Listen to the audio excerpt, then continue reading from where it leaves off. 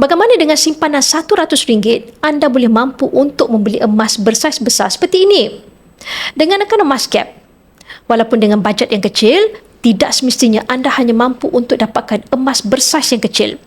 Akaun gap membolehkan anda bercita-cita untuk dapatkan emas bersaiz besar lebih dari bajet kemampuan anda.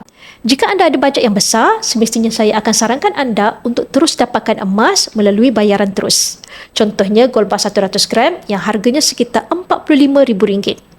Bagi yang ada bajet lebih kecil, anda boleh menabung menggunakan akaun emas gap atau gold accumulation program serendah RM100. Simpanan ini adalah dalam bentuk gram emas. Anda hanya perlu konsisten dan sabar menabung, dan tidak mustahil dengan bajet yang kecil, anda boleh memiliki gold bar 100 gram seperti ini.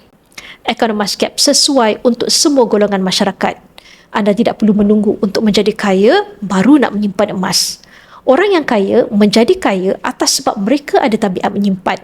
Bagi yang berminat untuk mengukuhkan kewangan dengan tabungan emas bersama Public Gold, anda boleh rujuk pin video saya untuk 5 langkah daftar akaun Public Gold, dan saya akan bimbing anda dalam langkah-langkah simpanan emas yang terbaik untuk anda.